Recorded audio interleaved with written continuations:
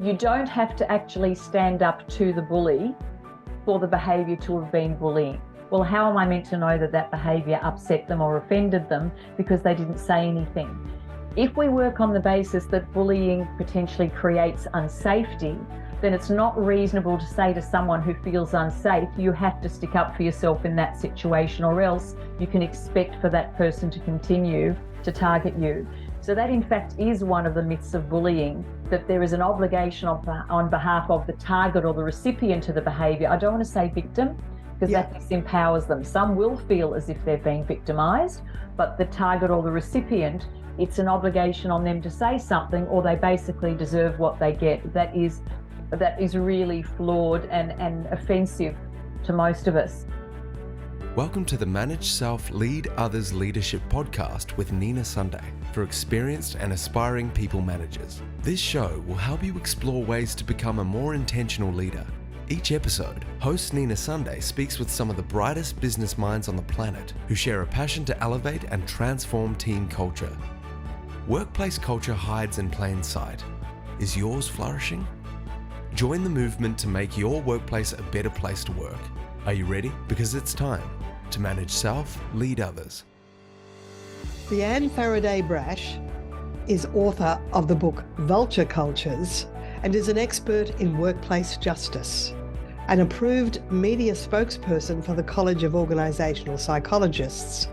Leanne troubleshoots complex grievances, mediates and investigates discrimination, harassment, and workplace bullying. Frank and fearless in the advice she gives her executive clients, Leanne understands the psychology of motivation and what needs to be in place for people to follow through and enact goals. For some of Australia's largest and most prestigious companies, banks, telcos, universities, Leanne has facilitated breakthroughs in interpersonal behaviours, team dynamics, culture, and work relationships. Entertaining and transformative, it is my pleasure to welcome my friend, Leanne Faraday-Brash. Welcome, Leanne. Thank you, Nina. Lovely to be here. Look, I've been relishing your book, Vulture Cultures, and it's curious that you talk about the myths of bullying, but this session we'll just do maybe the who, what, where, when, why, how of bullying, because and we can start with what is bullying? The definition, and that's the good news, the definition of bullying pretty much across states and Commonwealth in most countries is really akin to repeated unreasonable behaviour that creates a risk to health and safety. So it can't be an isolated incident, even if an isolated incident could potentially have a profound effect on the other person and might be immediately registered by others as totally inappropriate and below the line. But it must be something that happens more than once. Right. And it needs to, on the balance of probabilities, if you and I were sitting there observing that behaviour and asking the question, is it probable that this could create a foreseeable risk to somebody's physical or psychological health? If it's repeated behaviour that's unreasonable and we could foresee that it would have some sort of damage to somebody physically, emotionally or psychologically, then bullying has occurred. And you can play around the edges of that, but essentially they're the main elements. So we've got at least two players involved in bullying. I don't know, do you call them the perpetrator? What do you call a bullier? A bullier. I love that. A bullier. I might use that. The alleged perpetrator. I think that's the investigator in me. I'd say the alleged perpetrator or the person who is reported to have behaved inappropriately. The doer. There's the doer and the being done to. Being done to. Isn't there look, I definitely don't want to say the bully, it's not the bully's fault. It is. But isn't there a little bit of assertiveness that the person on the receiving end has to find in order to try and nip it in the bud when it happens? Yeah, that's a really good question, and it's a reasonable question. There are so many elements to this. It's multi-layered. You don't have to actually stand up to the bully for the behaviour to have been bullying. the age-old objection, if you like, from the person accused of bullying and sees their life flash before their eyes because somebody may have lodged a grievance or somebody else has told them they behaved inappropriately is, well, how am I meant to know that that behaviour upset them or offended them because they didn't say anything? If we work on the basis that bullying potentially creates unsafety, then it's not reasonable to say to someone who feels unsafe, you have to stick up for yourself in that situation, or else you can expect for that person to continue to target you. So that, in fact, is one of the myths of bullying, that there is an obligation on behalf of the target or the recipient of the behaviour. I don't want to say victim, because that disempowers them. Some will feel as if they've been victimised, but the target or the recipient, it's an obligation on them to say something, or they basically deserve what they get. That is really flawed and offensive to most of us. Certainly it helps if the person is able to say, you may or may not have realised it, and I always coach people to give feedback with the benefit of the doubt. You may or may not have realised it, Mary, but when you actually cut me off like that and said that particular thing to me in the meeting, you really humiliated me in front of our peers and in front of our bosses, and I'm going to ask you never to do that again. If we can do that, that's great. But we don't have to have done that for it to be bullying if the person does it again. Now, I've been speaking on psychological safety up until now, and to some extent I've just avoided the workplace bullying because it seems to be at the end of the continuum, something that's really serious, whereas psychological safety has this component of it's being subtle. It's just a snide remark or a sarcastic remark, something that is almost, if you say anything as the person on the receiving end, if you say anything, it might be regarded as being petty, or you can't take a joke. But is that still bullying, or does it have to have an element of degree? Well, it can be, and psychological safety can be seen on a continuum, and so can bullying. There can definitely be low-level bullying, and I've definitely mediated between individuals in workplaces where there was low-level bullying, but we were able to facilitate conversations whereby the person who was meting out the behaviour developed insight and empathy into what they'd done and why it affected the other person, and they were able to patch it up. On the other hand, there is some bullying that means that people will never want to get in the room with somebody else again because they don't feel safe, and that's where bullying intersects with the more extreme version of psychological safety, which is fundamentally fight, flight. The saber-toothed tiger has wandered into the cave, and I cannot be in this cave with that saber-toothed tiger, as opposed to what you and I would know, of course, as sort of the moderate end of the continuum on psychological safety, where someone may not feel comfortable to disagree with the very senior manager because the senior manager might be annoyed that they didn't come on board with their idea, or may not feel comfortable to actually suggest we can do things better when everyone else in the team thinks we're already doing a great job, or upstanding and sticking up for someone who might not have been treated well and worrying that that's going to make my friend annoyed with me because I stuck up for the other person that they treated badly and I didn't stick up for them because they're my friend. So psychological safety could be uncomfortable to disagree with someone in a position of power, or it could literally be, unless the union organizer is in the room with me, or unless the head of HR is in the room, I cannot actually have a performance discussion with my boss because the way they treat me one-on-one when no one else is looking is just too threatening.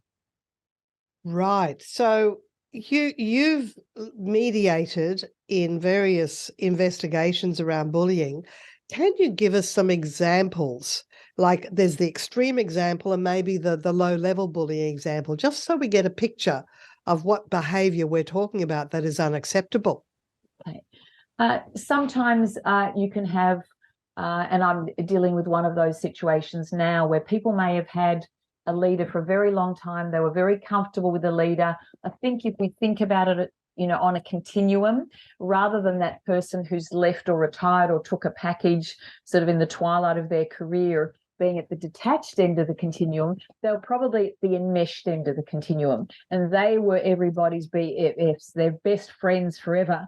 Then a new leader that comes in that is a little bit more businesslike, a little bit more performance oriented, might make people a bit more accountable, might be a little bit more private and less self-disclosing in building relationships. And then some of their people can be very put off, thinking, we really miss our old mate. Now we've got someone in who's a bit more straight up and down, a little bit more professional than interpersonal. And they actually get very upset or offended by the attempts of that person to have frank and fearless conversations with them and to encourage them to do things differently. In that situation, I don't believe, and I probably, if I was investigating a grievance like that, would not find that they had been bullied, but that there is either a personality clash or different, in the case of this particular example, very different thinking styles, as could be measured by perhaps a psychometric instrument. And they've just had a few somewhat negative experiences. They've become a bit tentative around each other, and one of them or both of them are very unhappy. In those situations, that lends itself very well to a facilitation between people who got off on the wrong foot, but basically do want to work well together and are willing to come together to see whether or not they can patch up that relationship and sort of get past that difficult start and build a really good, productive, long-term relationship with each other. That's very different from some of the other issues that have actually made my very curly hair. It was dead straight to start with. That's what's happened to me with some of the things that I've dealt with. And many of them have been quite extreme and very traumatic. And we know from the psychological research that bullying can create trauma. It can even create neurological rewiring of the brain in the same way as other traumatic events and physical injuries. So the impact of severe bullying can be enormous, and not only on the individual who suffered at the hands of that bullying, but the ripple effect on them and their ability to show up for work, to be able to hold down employment, and how it actually pays out on their relationships at home as well. Wow. So severe bullying, would that be of a threatening nature, like you watch out or your job is at risk or something, some threat like that? I mean, or does it even go to physical threats? Well, it can do. I mean, there is the bullying legislation in many countries, and certainly in the state in which I live in Australia. There's bullying and occupational violence, and both of those things are subsumed under OH&S legislation. So if someone were actually be physically threatened or actually have someone perpetrate something physically against them, not only would that be assault under the criminal code, but it would come under the severe end of bullying, but really more occupational violence. So threatening someone's job on a repeated basis could constitute bullying. It could be gaslighting, to use modern vernacular, and making the employee feel dumb or stupid or forgetful or demented because someone is alleging they've already given them instructions, spelt it out, and the person is too thick to really understand what's being asked of them. It could be passive-aggressive comments. It could also cross over into the sorts of things you and I would consider to be discriminatory or harassing, nasty references to somebody's race or religion, insulting them by implying that they have a disability, picking on them, initiating them, tormenting them because of their sexuality, etc. And that might be where bullying intersects with transgressions on equal opportunity grounds, because the behaviour creates a risk to health and safety, but it's just got this flavour of discrimination or harassment with it as well. But it may also be more subtle in passive-aggressive comments and things that just make someone feel mad, sad, or bad, more than once, and it builds up and builds up. And then it might take them a long time to realise that that was bullying, because what they've associated with bullying, their mental model of bullying, has been yelling and screaming and abusing and name-calling and desk thumping. Whereas it can be more insidious than that. And that's where it gets closer to your topic of psychological safety, because the person's feeling rattled, they've lost confidence, they don't feel as if they're as competent anymore, they're second-guessing themselves, they're struggling to come to work, they may start to feel very depressed, they disengage from loved ones and hobbies and things they used to do, and that replicates what they might do after any sort of traumatic event. Gee, so it can be a trigger for a bit of a downward spiral, which is very worrying. Do some bullies have a lack of awareness of the impact of their actions? Definitely. And that's, I guess, one of the other myths around bullying, and that is the difference between intent and impact. Bullying is determined by the impact we've had on others. Do we believe on the balance of probabilities that it's created a risk to physical or psychological health and safety, as we talked about before? But it may not be intended. Some people have low self-awareness. Some people aren't aware of their own triggers. They don't know how they can tend to react under pressure, or they may not understand how they behave when someone violates their values or disagrees with them on something that they hold near and dear. So they may not be aware that their behaviour is abrasive, that they've raised their voice, that they're making snipey comments or little poison darts rather than big, obvious sledgehammers, and can actually be quite shocked when they get feedback to suggest that they've behaved inappropriately. And that shock and awe can be entirely genuine. Of course, it can be tactical. I had no idea that anything I was saying or doing was offending that person. Yeah, right. But in other cases, that can be completely genuine. And then you're wrestling with the need to protect the victim or the target of the behaviour, the need to help the bully understand that they need to moderate their behaviour, but also potentially dealing with their genuine distress when they realise that their behaviour has created such grief for someone else, but also for themselves. Well, I'm pleased to hear that some bullies have distress at the outcome of their behaviour because they have to learn to change. Look, you say that in your book, bullying is high frustration meeting poor emotional intelligence. Can you talk to that? Sure.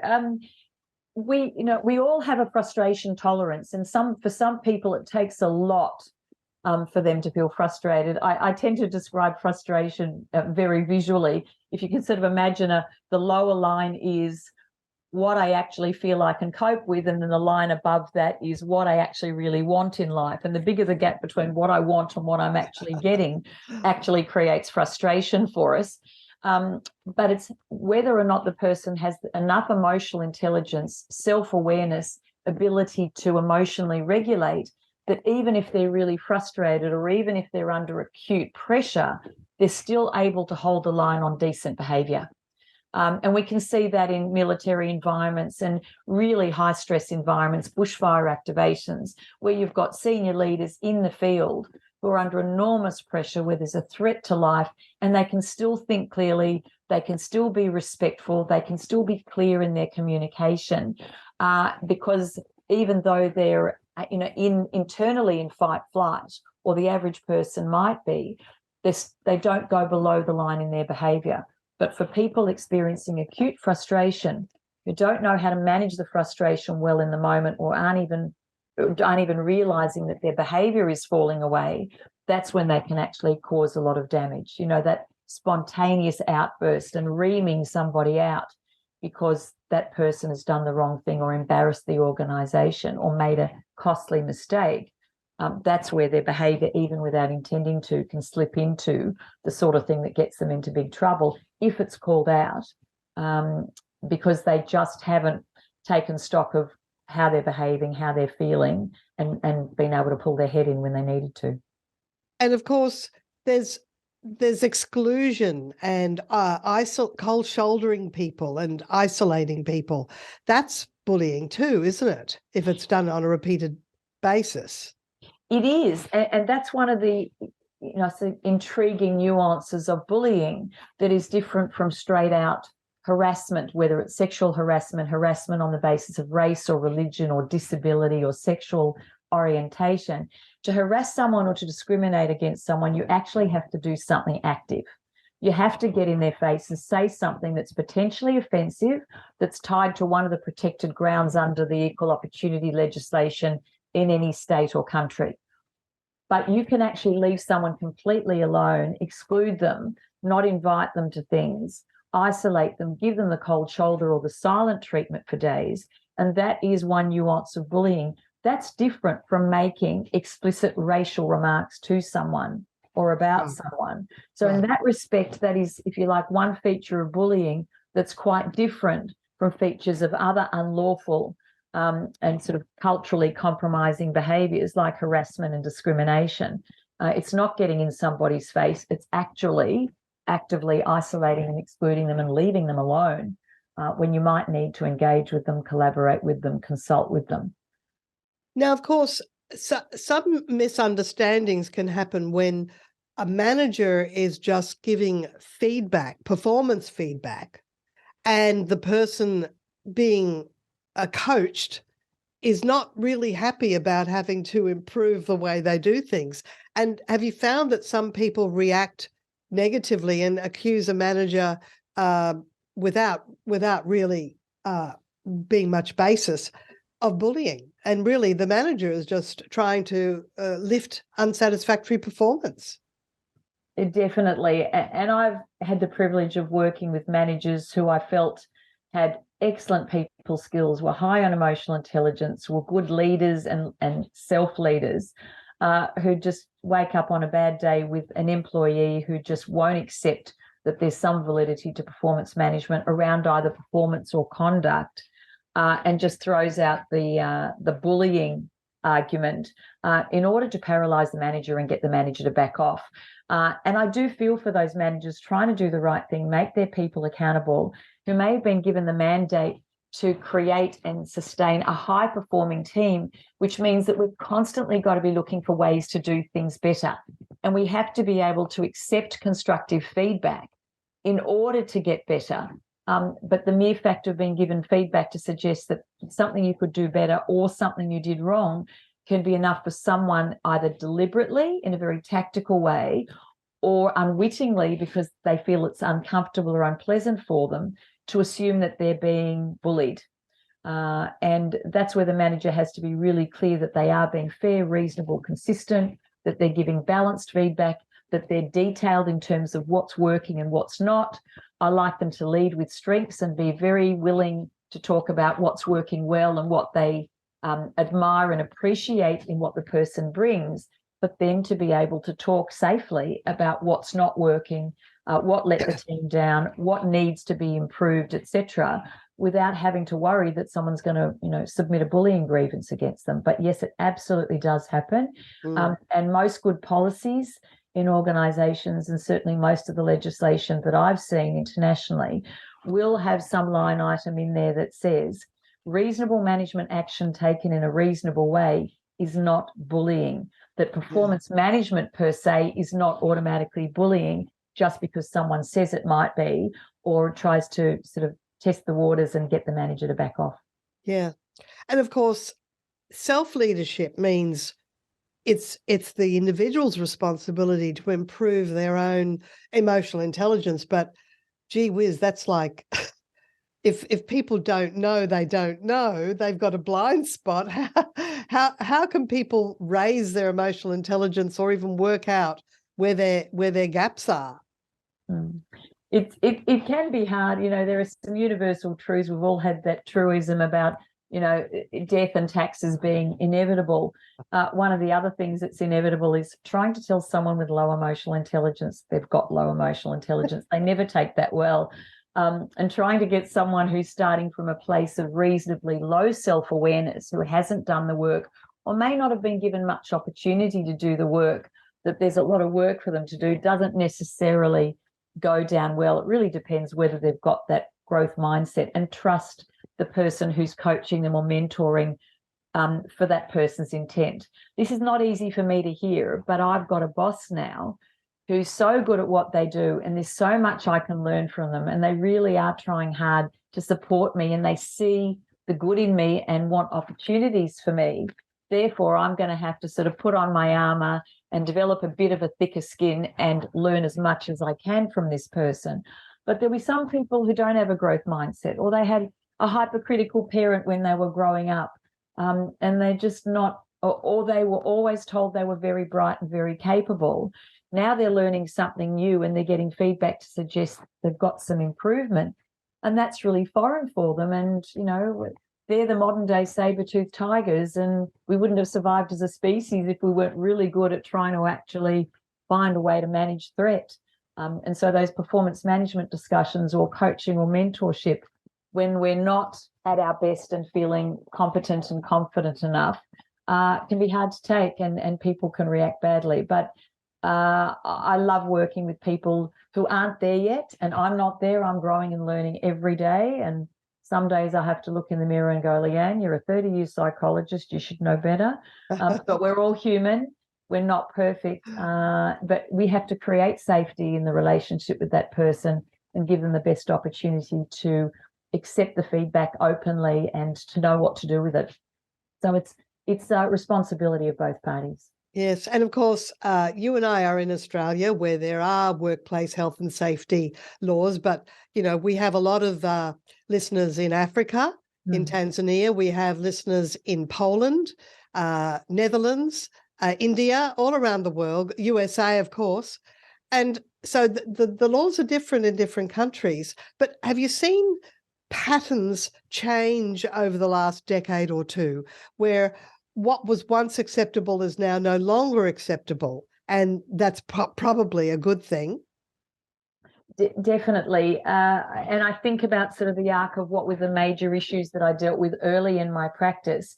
And it was all about creating opportunities for women. And it was all about gender discrimination against women, either because they were women or because of pregnancy or potential pregnancy and being robbed of opportunities. And sexual harassment was a big thing. Bullying wasn't even on the radar 25, 30 years ago. People were still in manufacturing environments and being initiated, and their testicles were being daubed with permanent blue dye, and they were told to find the left-handed spanner and were set up in ways to humiliate them. And nobody really even batted an eyelid. That was just considered to be a rite of passage and what we call in psychology ritual wounding. Well, it happened to me, so I'm entitled to do it to you, because that's how we all grew stronger and tougher and were able to survive the world. I think generally people are a lot more aware now. They're a lot more educated, and they know that it's not acceptable. What I'm finding is fascinating in some of the other countries where people may traditionally have had less legislation or less protection with the legislation, and where there aren't necessarily strong cultures of upstanding rather than bystanding because people are too scared. Young people coming through the university system and graduating and going to work in organisations may have a much stronger sense of what's okay and what's not okay. Then they go to work in very, maybe more traditional or less evolved workplace cultures, and they're dismayed about what managers and leaders might think is okay. Some of them will speak up for themselves. Some of them will do so and be victimised because they did. Some of them will just throw their hands up and say, I'm not prepared to work in an organisation like this. Why do people around me think this is okay? I'm out of here. I want to come back to really benevolent, supportive workplaces, in which case the organisations get all the benefit of that person's skills and experience without having to spend a lot of money constantly hiring people because turnover is too high and people are voting with their feet. Thank you, Leanne. Well, look, can you work with organisations all around the world? How can people work with you? I can. Well, there are two ways I can do that. Obviously, Zoom and Teams are some of my best friends. Executive coaching anywhere in the world works extremely well, particularly, conflict management of the sort we're talking about now, helping script conversations for high risk, high value conversations. That's very easy stuff to do virtually. And then, of course, I've got clients who generously will pay for an airfare and take me over there, and we'll spend some time together, and then I'll fly back again.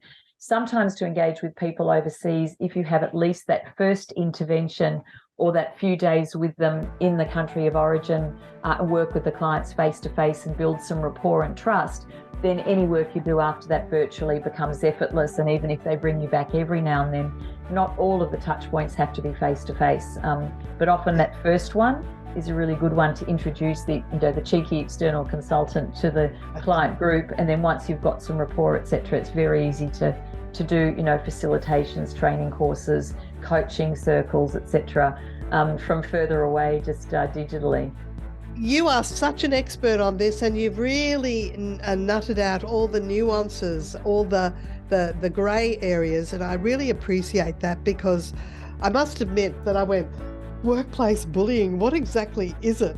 And you've kind of demystified it all for us all, for all us listeners. So thank you so much, Leanne. You are amazing. pleasure, Nina. Really lovely to sit with you. Thanks so much. This episode, we've been speaking with Leanne Faraday-Brash on the Manage Self, Lead Others podcast for people managers. I'm your host, Nina Sunday. And if you like the podcast, tell a friend. Many of the listeners I meet say they found it because someone sent them the link, telling them it's a good show to listen to. And remember to subscribe so you catch the next episode. We've got conversations with people who share insights on how to elevate and transform team culture. Connect with me on LinkedIn. Thank you for listening. Until next time, bye for now. Nina Sunday is on a mission to help leaders transform culture. To book Nina Sunday CSP to speak at your conference, visit ninasunday.com to request a proposal. Nina travels from Brisbane, Australia for in-person presentations Australia-wide. Twice certified virtual presenter, Nina Sunday presents virtually, globally, for any time zone.